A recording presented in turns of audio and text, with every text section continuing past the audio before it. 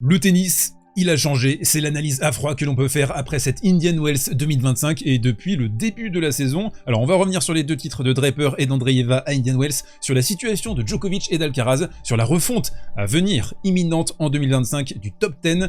On va se poser, on va se faire une petite analyse vidéo à froid qui fait plaisir.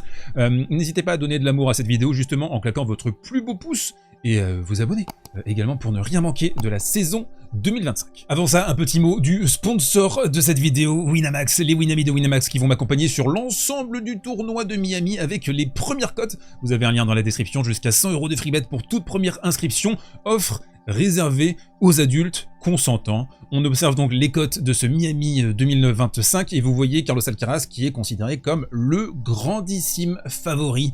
Côté à 3, tous les projecteurs, toute la pression est toujours sur Carlos Alcaraz, surtout en l'absence de Yannick Sinner qui reviendra pour le tournoi de Rome. Et ensuite, tremblement de terre, énorme surprise pour moi, on a Jack Draper qui est considéré comme le deuxième favori du tournoi devant un certain Novak Djokovic, dont on va reparler en fin de vidéo, côté à 11. Ensuite, suivent Alexander Zverev à 12, Daniil Medvedev à 15, et tout le monde a mis un paquet, manifestement, sur Ben Shelton, côté à 17. Alors avant de basculer sur Alcaraz et Djokovic et de se projeter sur le tournoi de Miami, revenons quelques instants sur ce qui s'est passé à Indian Wells, et depuis le début de la saison, c'est la première partie de cette vidéo, le tennis il a changé. Alors depuis quelques mois, depuis je dirais même fin 2023, début 2024, et l'ascension d'Yannick Sinner, on est passé d'une ère de transition, ère faible on peut le dire, à une ère de reconstruction aujourd'hui, pour être beaucoup plus précis.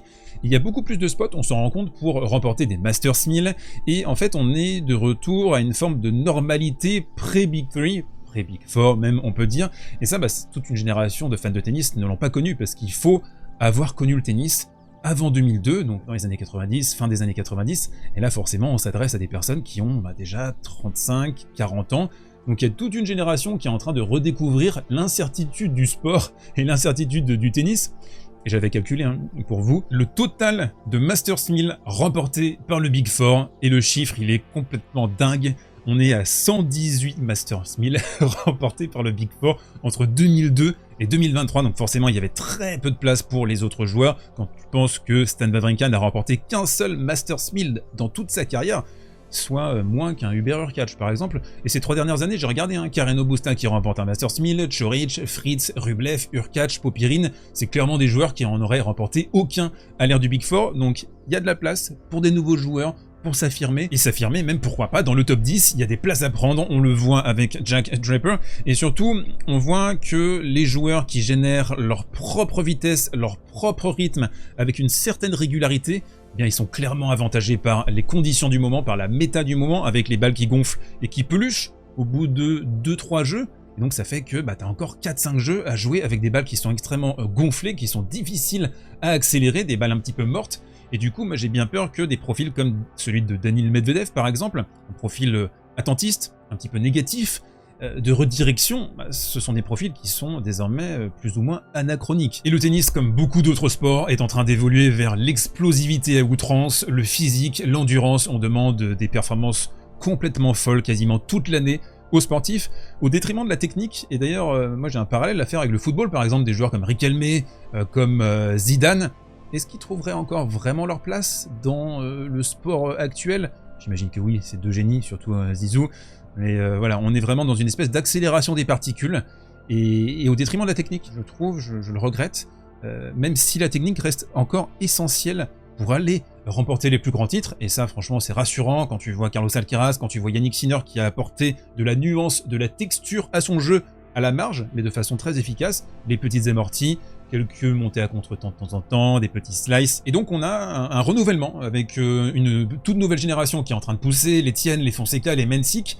Et moi j'ai une question pour vous justement, c'est est-ce que vous êtes excité par ce renouveau, ou est-ce que vous préférez les oppositions ultra régulières, ultra récurrentes? D'ailleurs j'ai fait un petit calcul pour vous intéressant, Alcaraz contre Sinner, donc on a 10 matchs pour l'instant, on a eu simplement 2 finales entre les deux loustiques, qui sont considérés comme les 2 futurs patrons du circuit, ils le sont déjà, une finale en 250 en plus à Omag, et une finale en 500 à Pékin, magnifique finale l'année dernière, l'un des 3 meilleurs matchs de la saison 2024, et j'ai comparé avec Federer versus Nadal.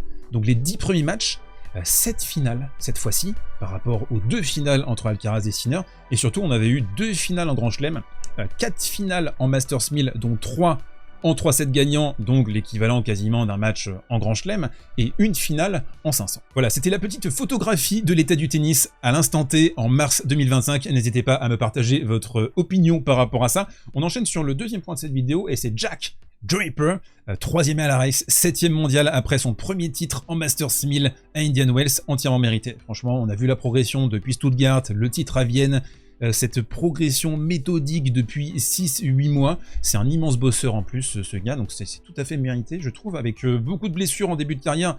Alors on peut peut-être les imputer au fait qu'il a grandi très vite en fin d'adolescence. Et d'ailleurs j'ai remarqué, je trouve qu'il a perdu un petit peu de poids au niveau des hanches, au niveau des jambes là ces derniers mois. On peut imaginer que c'est pour améliorer sa mobilité, épargner aussi, soulager sa carcasse, parce que c'est un beau bestiau, le Jack Draper, avec un jeu létal, sur dur et sur gazon, il l'a déjà prouvé, avec un service côté avantage, là, le service fuyant du gaucher, gros slice, gros kick aussi également du côté de Jack Draper, un travail avec les volumes, mais aussi capable d'accélérer de façon un peu plus rectiligne, ça c'est quelque chose qu'il a ajouté à sa palette ces derniers mois, un petit côté, je trouve, Prime Verdasco, je sais pas si vous êtes d'accord avec ça, le côté gaucher sur certaines séquences, les accélérations, là je suis en train de repenser au Nadal Verdasco de l'Open d'Australie en 2009, sacré match. Et ce petit jeu, cette main, cette habilité défensive également des deux côtés, j'adore côté revers, il nous sort des passings assez incroyables, parce qu'il fait que c'est un joueur quand même très très complet, ce Jack Draper, et c'est un joueur aussi qui peut chasser à la place de 4e mondial, tout est possible, tout est permis, même si, à mon sens, il aura besoin quand même de limiter la casse sur terre battue. On rappelle, depuis le début de sa carrière, Jack Draper, c'est 20 matchs sur terre battue sur le circuit principal, c'est très très peu, il a très peu de référentiels. Les souvenirs que j'ai de lui sur terre battue, c'est quand même des déplacements qui sont ultra mid. On voit qu'il a grandi sur gazon et également sur dur. Et c'est un profil, je ne sais pas si vous êtes d'accord avec moi, qui est super enthousiasmant. Je le voyais comme le prochain nouveau vainqueur en Masters 1000. Mais je ne m'attendais pas à ce que ça arrive quelques jours après cette prédiction. Donc franchement, bravo à lui, bravo également à Mira Andreeva qui a remporté le WTA 1000 Indian Wells au nez et à la barbe de Sabalenka au terme d'une finale avec une énorme maîtrise, surtout dans le 3e set. Et regardez la stat de Constance via la WTA. Elles ont battu les numéro 1 et numéro 2 mondiales au cours d'un même tournoi avant de fêter leurs 18 ans. Et là, ça se réduit à 2 joueuses.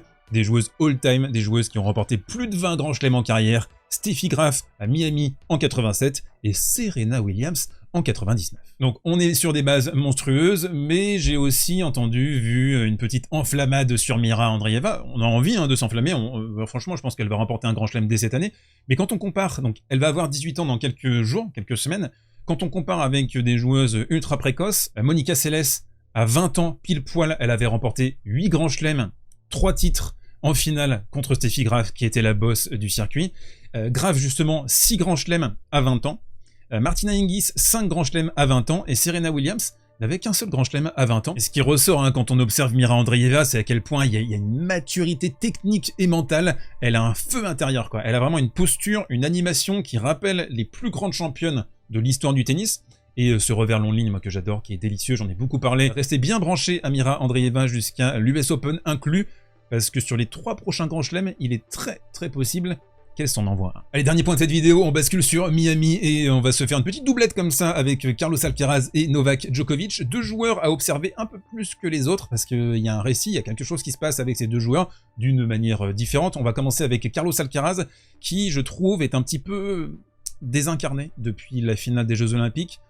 On retrouve parfois, par séquence, le grand Alcaraz en finale de Pékin, sur la fin du match. Mais dans l'ensemble, je trouve que c'est un joueur qui se frustre plus vite qu'avant. On sent aussi qu'il ressent le poids de la pression, le poids des regards, le poids de l'histoire également, avec ses grandes déclarations. Bon, il a quand même un peu suivi des faits, parce qu'il a remporté 4 grands chelems, mais par exemple, Sinner n'a jamais parlé de ça. Il n'a jamais évoqué ses ambitions historiques. Lui, il reste dans son truc jour après jour. Ça, c'est quelque chose qui les différencie.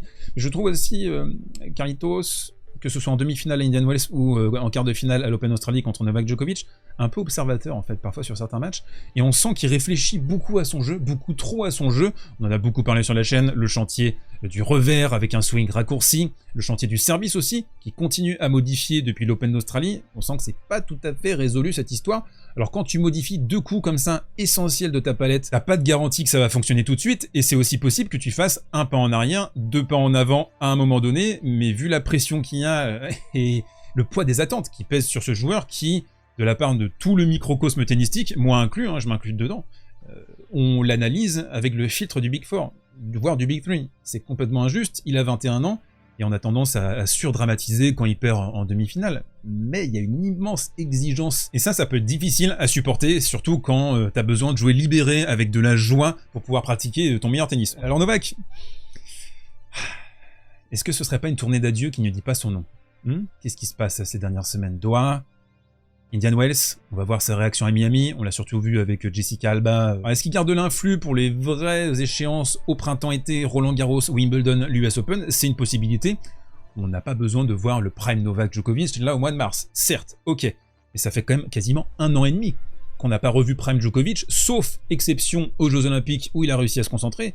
Et on va dire à Wimbledon où il fait finale sur une jambe, dans un contexte très particulier. Mais ce qui me dérangerait sur cette fin de carrière, et c'est un avis perso, je veux bien le vôtre dans les commentaires, c'est si ça s'arrêtait là en fait. Si Novak Djokovic, après avoir raflé tous les records, avait appuyé sur le bouton off, et ça me ferait un peu trop penser à un côté calculateur en fait. En gros, je voulais les records, une fois que je les ai, je me désintéresse du truc, je rage quit, ça m'intéresse plus.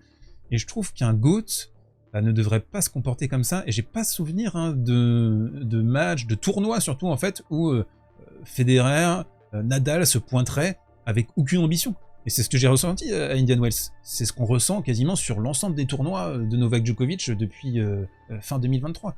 Et c'est assez bizarre. Bref, concrètement, factuellement, ce tournoi de Miami pour Novak Djokovic, il n'a pas une importance gigantesque, même s'il pourrait y accrocher son 100e titre en carrière, et le nombre de victoires de Rafa en Masters 1000, qui a une victoire de plus, il me semble. Je parle pas de titre, je parle de victoire dans ce format. Je veux bien votre avis dans les commentaires désormais sur les sujets abordés dans cette vidéo. Novak Djokovic, Carlos Alcaraz, Draper, Mira Andreeva, l'état du tennis actuellement. Est-ce que vous êtes enthousiaste ou est-ce que vous préférez cette époque où c'était toujours les mêmes, en demi, en finale? On peut se poser la question. Moi, je suis un petit peu partagé à ce sujet. Voilà, je vais essayer, moi, de mon côté, de dormir. Je pense que ça se voit là que les Indian Wells, ça commençait à piquer. Petite insomnie la nuit dernière, ça fait toujours plaisir. On va prendre un petit jour de repos et basculer très vite sur Miami. À très vite les loustiques.